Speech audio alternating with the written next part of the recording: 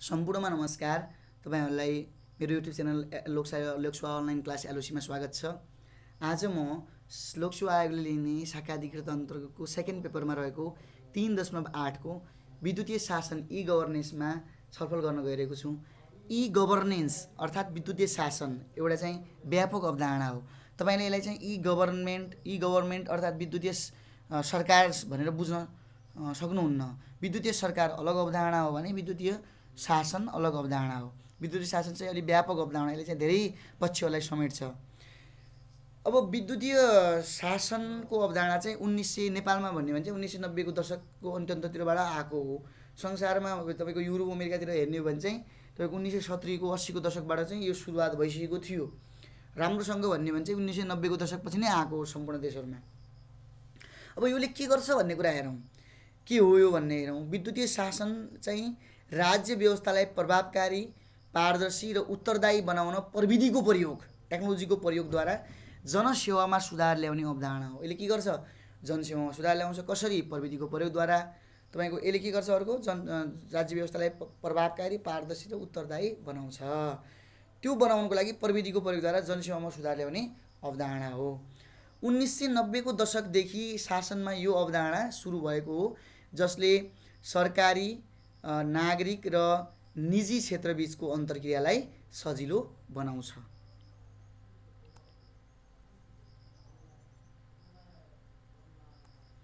विद्युतीय शासनमा अन्य के कुराहरू आउँछन् भन्ने कुरा हेरौँ। विद्युतीय शासनमा चाहिँ ई प्रशासन, ई एडमिनिस्ट्रेसन, ई सहभागिता आउँछ, ई पार्टिसिपेसन, ई सेवा प्रवाह।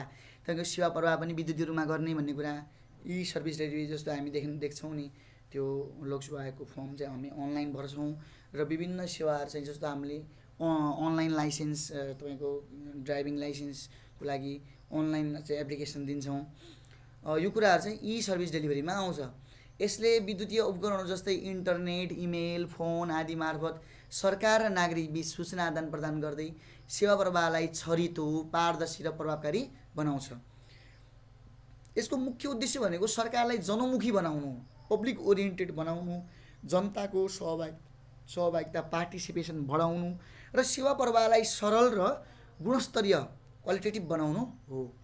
युनेस्को, तपाईको united nation education, scientific and cultural अर्गनाइजेसनका अनुसार विद्युतीय शासनले सरकारी निर्णयमा नागरिक सहभागिता बढाउने, सरकारी कामकाजलाई पारदर्शी र जवाबदेही बनाउने र नागरिक तथा सरकार बीच नयाँ सम्बन्ध विकास गर्ने कार्य गर्दछ भनेर युनेस्कोले भनेको छ।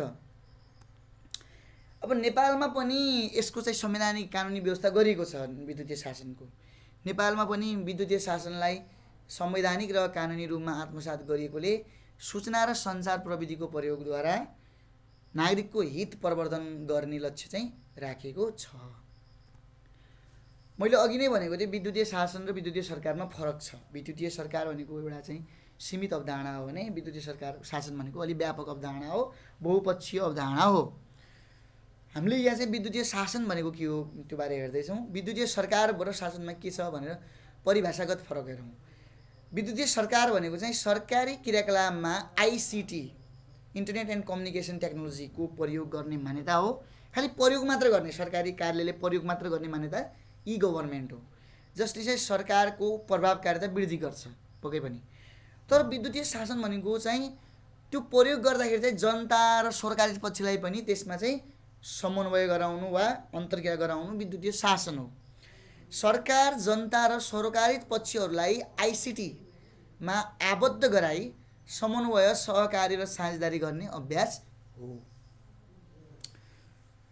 अब अरूको फरक देख्न सक्नुहुन्छ तपाईँ। यसमा खालि विद्युतीय सरकारको मात्र उपस्थिति रहन्छ भने विद्युतीय शासनमा के हुन्छ?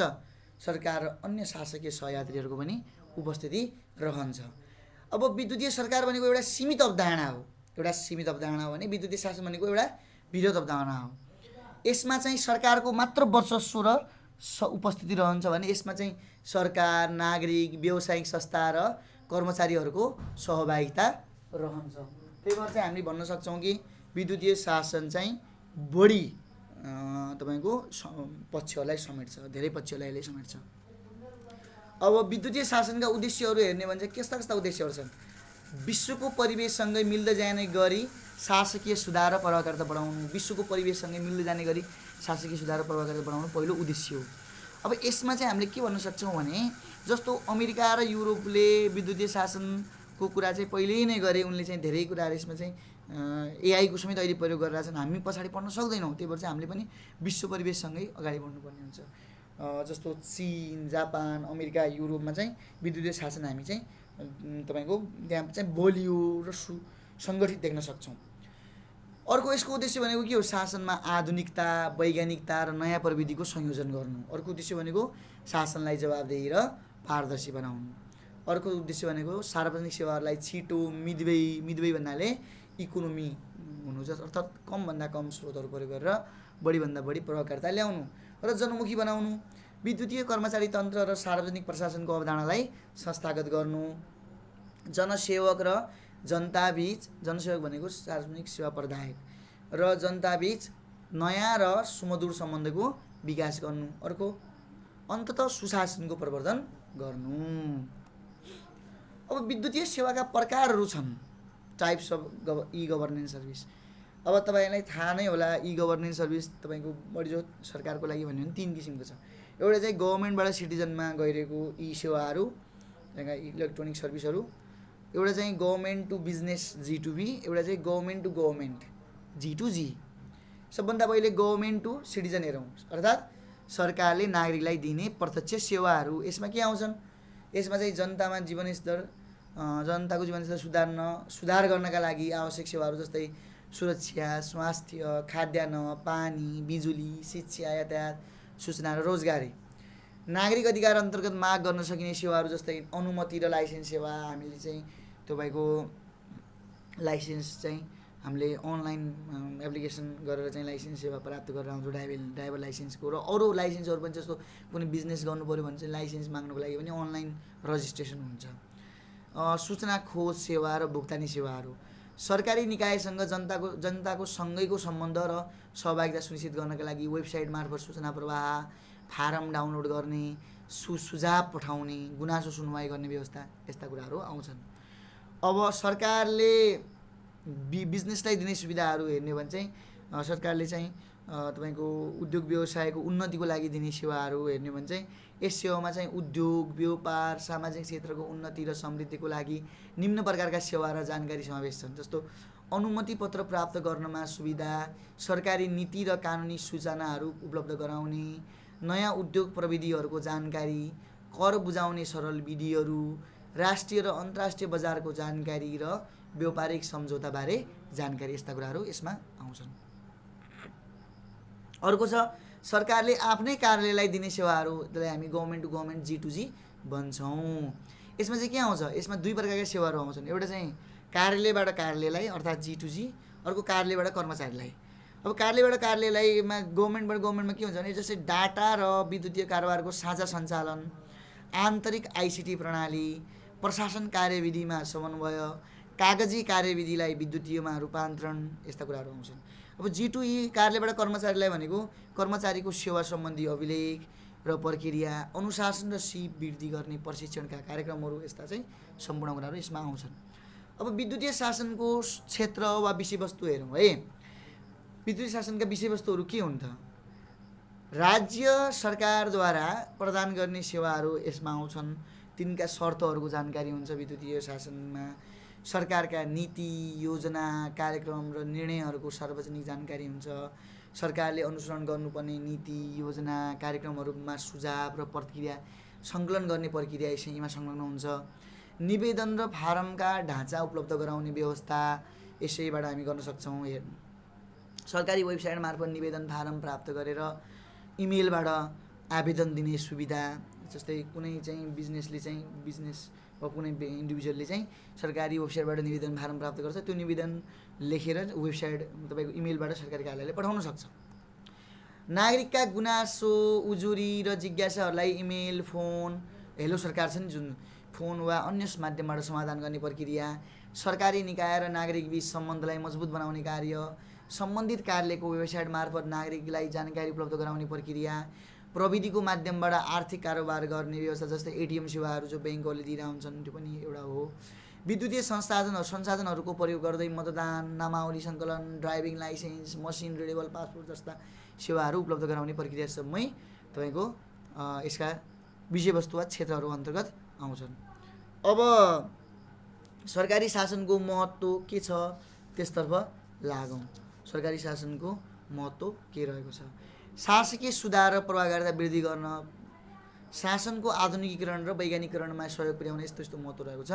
जनमुखी र जनअपेक्षाकृत प्रविधि मैत्री शासनको अवधारणालाई कार्यान्वयन गर्न, विद्युतीय कर्मचारी तन्त्रको अवधारणालाई सफल बनाउन, शासनमा मितव्ययिता र प्रभावकारिता र कार्यक्षमताको वृद्धि गर्न, सरकार र आम नागरिक बीचको सुमधुर सम्बन्ध स्थापित गर्न यसका महत्त्व रहेका छन्। अर्को, शासनमा जवाबदेहिता र पारदर्शिता प्रवर्धन गर्न, सेवाहरूलाई छरितो, जनमुखी र प्रभावकारी बनाउन। नेपालमा विद्युतीय शासनका व्यवस्थाहरू हेर्ने हो भने चाहिँ विभिन्न किसिमका व्यवस्थाहरू रहेका छन्। कानुनी व्यवस्थाहरू, कानुनी र नीतिगत व्यवस्था हेर्ने हो भने चाहिँ विद्युतीय कारोबार ऐन 2063 तथा नियमावली 2063 को व्यवस्था गरिएको छ, जसमा चाहिँ त्यो विद्युतीय कारोबार ऐन 2063 को चाहिँ परिच्छेद 7 मा हेर्ने भने चाहिँ विद्युतीय अभिलेख र डिजिटल हस्ताक्षरको सरकारी प्रयोग भन्ने कुरा गरिएको छ। त्यसै गरी ऐनको परिच्छेद 9 मा हेर्ने भने चाहिँ कम्प्युटर सम्बन्धी कसुरको व्यवस्था गरिएको छ। त्यसै गरी 2 मा चाहिँ सुशासन व्यवस्थापन तथा सञ्चालन ऐन 2064 र नियमावली 2065 को व्यवस्था गरेको छ। त्यहाँ पनि चाहिँ हामीले हेर्ने हो भने त्यहाँ पनि त्यो ऐनमा पनि चाहिँ हाम्रो धेरै कुराहरू उल्लेख गरिएको छ। जस्तो प्रत्येक मन्त्रालय, विभाग, दफा 37 मा चाहिँ सुशासन ऐन 2064 मा के भनेको छ भने सूचना प्रविधिलाई व्यवहारमा ल्याउन सकिने भनेर दफा 37 मा भनेको छ। प्रत्येक मन्त्रालय, विभाग र सरकारी निकाय एवं कार्यालयहरूले आफ्नो स्रोत र साधनको उपलब्धताको आधारमा कम्प्युटरीकृत सूचना प्रविधिलाई व्यवहारमा ल्याउन सक्नेछन् भनेर भनिएको छ। त्यसरी अन्य नीतिगत तथा विविध व्यवस्थाहरू रहेका छन्। त्यसरी सूचना तथा सञ्चार प्रविधि नीति 2072, आम सञ्चार नीति 2073, दूर सञ्चार नीति 2060, ब्रोडब्यान्ड नीति 2071, व्यावसायिक अनुमति पत्र सम्बन्धी विद्युतीय पोर्टल सञ्चालन तथा व्यवस्थापन निर्देशिका 2069 यस्ता तपाईँको कानुनी नीतिगत व्यवस्थाहरू रहेका छन्। त्यसै गरी विद्युतीय सरकार गुरु योजना 2062, 14औं योजनामा व्यक्त सम्बद्ध नीतिगत प्रतिबद्धताहरू यस्ता व्यवस्थाहरू रहेका छन्। संस्थागत व्यवस्थामा हेर्ने भने चाहिँ शिक्षा विज्ञान तथा प्रविधि मन्त्रालय, सूचना तथा सञ्चार तथा सूचना प्रविधि मन्त्रालय, उच्च स्तरीय सूचना प्रविधि आयोग, राष्ट्रिय सूचना आयोग, राष्ट्रिय सूचना प्रविधि केन्द्र, सूचना तथा सञ्चार विकास आयोजना, सूचना प्रविधि पार्क विकास समिति लगायतका केन्द्रदेखि स्थानीय तहसम्मका सबै सरकारी निकायहरू यसमा आउँछन्। अर्को, कार्यक्रमगत व्यवस्थामा हेर्ने हो भने चाहिँ ब्रोडब्यान्ड नीति 2071 बमोजिम विभिन्न कार्यगत व्यवस्थाहरू अघि सारेको छ। त्यसै गरी सूचना तथा सञ्चार प्रविधि नीति 2072 ले ई गभर्नेन्सलाई बढावा दिने कार्यक्रम, कार्यनीति र योजनाहरू अघि सारेको छ। त्यसै गरी सरकारी निर्णय प्रक्रिया सरलीकरण निर्देशिका 2065 मा इमेल, फ्याक्स तथा टेलिफोनबाट आएका सूचनालाई समेत निर्णयमा आधिकारिकता प्रदान गर्ने विषयले सोही बमोजिमका कार्यगत अभ्यास भएको छ। त्यसै गरी सूचना तथा सञ्चार विकास आयोजना त्यो पनि कार्यक्रमगत व्यवस्था अन्तर्गत नै आउँछ। अब विद्युतीय शासनका चुनौतीहरू के रहेका छन्? अब चुनौती वा समस्याहरू भन्ने हो भने चाहिँ विद्युतीय शासनका लागि छुट्टै नयाँ संहिता मैत्री कानुनको विकास र कार्यान्वयन गर्नु आफैमा चुनौती छ, समस्या पनि हो। विश्वका नवीनतम अभ्यास र उत्तम अभ्यासहरू खोजेर नेपालमा आत्मसात गर्नु, जस्तो अहिले चाहिँ एआई बुम भइरहेछ। सार्वजनिक सेवाहरूको प्रभावकारी प्रवाहका लागि विद्युतीय शासनको अधिकतम उपयोग गर्ने अवस्थाको सिर्जना गर्नु आफैमा एउटा चुनौती छ। विद्युतीय शासनका लागि आवश्यक पूर्वाधार र प्रविधि साक्षरता लिट्रेसीको अवस्था सुनिश्चित गर्नु यो आफैमा चुनौती र समस्याको रूपमा रहेको छ। जस्तो अब सहरमा रहेका नागरिकहरूलाई चाहिँ त्यो कुरा गर्न सकिन्छ, यो कुरामा चुनौती छैन। तर चाहिँ नेपालको धेरैजसो जनसङ्ख्या चाहिँ पहाडी, तपाईँको हिमाली क्षेत्रमा रहेका जनसङ्ख्या चाहिँ अशिक्षित छन्। तपाईँको लिट्रेसी तिनीहरूमा छैन, शिक्षित भए पनि लिट्रेसी छैन। विद्युतीय कारोबारप्रति विश्वासको कमीलाई हटाउँदै विश्वासको संस्कृति, तपाईँको कल्चर अफ तपाईँको ट्रस्ट निर्माण गर्ने वा त्यसको प्रवर्धन गर्ने, विद्युतीय कारोबारप्रति विश्वास कम छ। विद्यमान विद्युतीय शासनका प्रावधानहरूलाई चाहिँ अद्यावधिक गरी प्रभावकारिता अभिवृद्धि गर्नु। संक्षेपमा भन्ने हो भने चाहिँ विद्युतीय शासनका चुनौतीहरूमा कानुनी र सार्वजनिक नीतिहरू, तपाईँको पूर्वाधार विकास गर्ने चुनौती, डिजिटल विभाजन छ, यहाँ चाहिँ डिजिटल डिभाइड हामी देख्न सक्छौँ, प्रविधि साक्षरताको चुनौती छ, विश्वासको चुनौती छ, गोपनीयता र सुरक्षाको चुनौती छ, प्राविधिक आवश्यकताहरूको चुनौती भयो, पारदर्शिता कायम गर्नु पऱ्यो भन्ने चुनौती, स्थायी पहुँच समावेश, यस्ता यस्ता कुराहरू चाहिँ समावेश रहेका छन्। अब ती चुनौतीहरूलाई कसरी समाधान गर्ने, सुधारका उपायहरू हेरौँ। के गर्नु पऱ्यो फेरि, विद्युतीय शासनका लागि बलियो कानुनी आधार र कार्यान्वयन सुनिश्चित गर्ने, विद्युतीय शासनको नीति र व्यवस्थामा सुधार गर्नु पऱ्यो, संस्थागत क्षमता वृद्धि र ऊर्जा व्यवस्थापनमा ध्यान केन्द्रित गर्नु पऱ्यो, जनसेवक र जनता अर्थात् सार्वजनिक प्रदायक र जनता दुवैमा इलिट्रेसी प्रवर्धन गर्ने, तपाईँको सरकारी कर्मचारीहरूमा पनि इलिट्रेसी प्रवर्धन नहुन सक्छ, त्यो प्रवर्धन गर्नु पऱ्यो, विद्युतीय कारोबार ऐनको डिजिटल सिग्नेचरको व्यवस्थालाई कार्यान्वयनमा ल्याउने, डिजिटल सिग्नेचरको जुन व्यवस्था छ त्यसलाई चाहिँ कार्यान्वयनमा ल्याउनु पऱ्यो, आइटी आइसिडीमा आधारित सार्वजनिक सेवा वितरणलाई बढावा दिने, बढी जो आइटी र आइसिडीको प्रयोग गर्ने सार्वजनिक सेवा वितरणमा, विद्यमान विद्युतीय शासनका प्रावधानहरू जति पनि छन् तिनलाई चाहिँ अपडेट गर्ने, अद्यावधि गर्ने, यस्ता यस्ता कुराहरू चाहिँ आउँछन्। विद्युतीय शासनलाई शासकीय अभ्यासको अभिन्न अङ्गको रूपमा स्वीकार गर्ने र नीतिगत, संस्थागत र व्यवहारगत पक्षहरूको कार्यान्वयनमा विशेष जोड दिने जस्ता कुराहरू यसमा आउँछन्। तपाईँलाई यो भिडियो कस्तो लाग्यो, कुनै सल्लाह सुझाव भए कमेन्ट सेक्सनमा लेख्नुहोला। आजको लागि यति नै। तपाईँको दिन शुभ रहोस्। धन्यवाद।